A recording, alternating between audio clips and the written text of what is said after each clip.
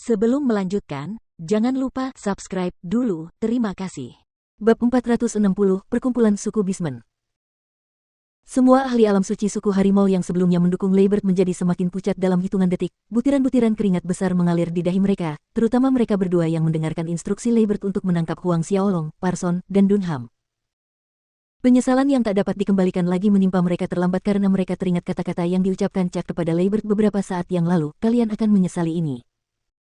Huang Xiaolong terus menyalurkan ki pertempuran ke dalam tongkat Dewa Binatang, mendorong kekuatan tongkat itu hingga penuh. Tekanan kursif yang dirasakan oleh para ahli alam Sein suku harimau meningkat pesat, seolah-olah gunung yang tak dapat diatasi menghancurkan tubuh mereka. Tekanan terus berlanjut, dan tepat ketika mereka merasa tidak sanggup menahan sedetik pun, Huang Xiaolong akhirnya berhenti memasukkan ki pertempurannya ke dalam tongkat Dewa Binatang. Tekanan luar biasa yang dipancarkan oleh tongkat itu langsung menghilang dari aula depan. Semua ahli alam suci terengah-engah dan terengah-engah, hampir pingsan. Huang Xiaolong perlahan mendekati Leibert. Wajah Leibert pucat pasi, darahnya terkuras. Yang ada hanya ketakutan yang tak terlukiskan yang memenjarakan tubuhnya. Huang Xiaolong mengangkat tongkat Dewa Binatang dan menusukkan ujung lainnya ke dada Leibert, persis seperti yang dialami Ellington 3 hari sebelumnya. Leibert terbang tanpa perlawanan apapun setelah tongkat itu mengenai dadanya. Menyaksikan pemandangan ini, yang lain menggigil ketakutan. Binatang, Tuan Lige, Dewa Binatang, kasihanilah. Leibert memohon berkali-kali. Huang Xiaolong mendekatinya lagi dan Leibert kembali dipukul dengan tongkat kerajaan di dadanya.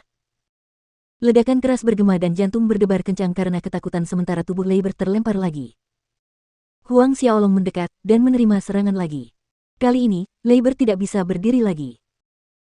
Tongkat Dewa Binatang menyimpan sebagian kekuatan Dewa Binatang sebelumnya, satu pukulan ringan pada tubuh manusia binatang sudah cukup untuk menimbulkan luka serius pada mereka, belum lagi 3 serangan dari Huang Xiaolong dilayangkan dengan tangan yang berat.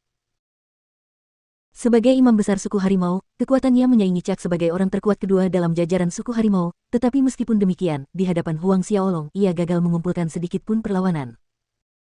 Singkatnya, bagi Huang Xiaolong, Leibert tidak berbeda dengan seorang prajurit alam Xiantian yang lemah. Tatapan yang diarahkan ke Huang Xiaolong dari seluruh aula bukanlah sekadar rasa takut.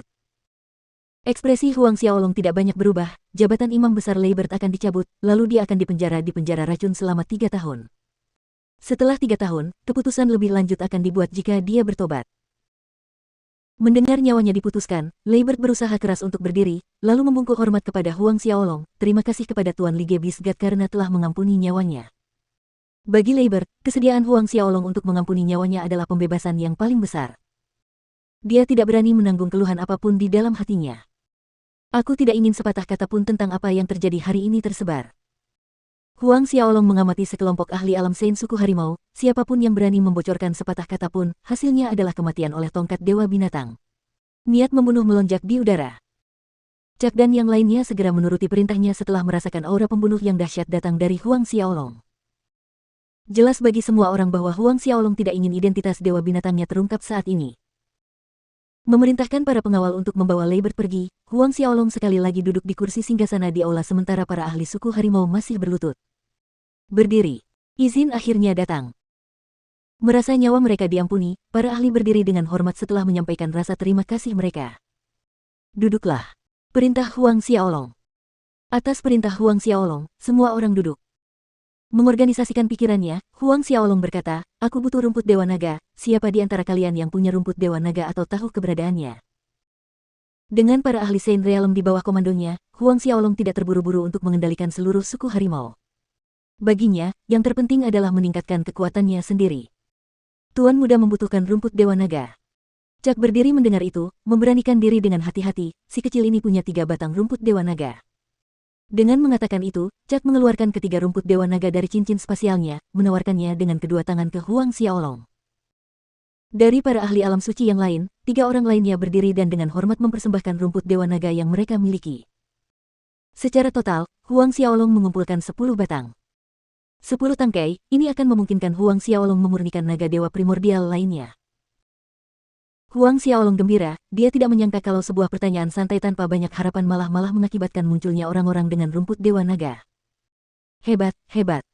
Sambil menyingkirkan 10 tangkai rumput Dewa Naga, Huang Xiaolong dalam suasana hati yang murah hati, aku orang yang adil dalam hukuman dan hadiah, Chuck, 3 kristal darah naga ini milikmu. Kata Huang Xiaolong sambil mengeluarkan 3 potong kristal darah naga. Semua orang terperangah melihat 3 keping kristal merah delima berkilau jatuh ke tangan Chuck. Kristal darah naga. Tatapan mata penuh semangat memenuhi aula. Kristal darah naga mengandung saripati darah klan naga dan saripati naga sejati, orang bisa membayangkan manfaatnya bagi para bismen dalam kultivasinya. Tidak, Tuan Lige, bagaimana aku bisa menerima kristal darah naga milikmu? Chuck menggelengkan kepalanya dan melambaikan tangannya untuk menolak setelah mendapatkan kembali akal sehatnya. Simpan saja. Huang Xiaolong melambaikan tangannya dengan otoritas yang tak terbantahkan. Melihat ini, Chuck tidak lagi menolak. Setelah mengucapkan terima kasih kepada Huang Xiaolong, Chuck menyimpan 3 keping kristal darah naga.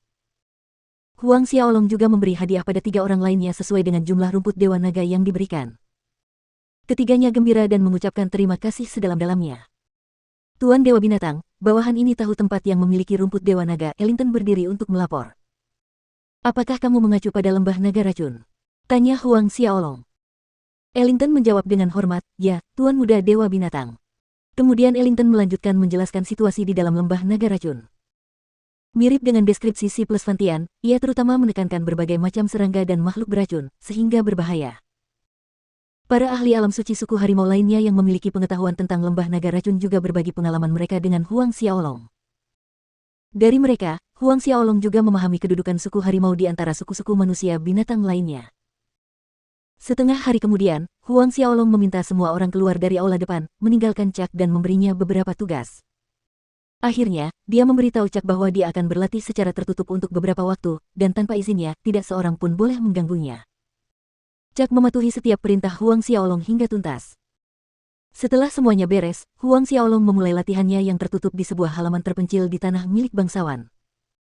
Duduk bersila di tengah formasi 10 Buddha di kuil Sumi, Huang Xiaolong menelan 8 batang rumput dewa naga sekaligus. Kali ini, Huang Xiaolong berencana untuk memurnikan naga putih. Seperti naga hitam, kekuatan naga putih berada di tengah-tengah di antara 13 mayat naga dewa purba yang dimiliki Huang Xiaolong. Naga hitam mengendalikan kekuatan kegelapan sementara naga putih menguasai elemen cahaya. Ketika kegelapan dan cahaya menyatu, seperti api dan air, itu akan membawa manfaat yang tak terbayangkan bagi pencerahan Huang Xiaolong dalam kultivasi. Setengah tahun telah berlalu.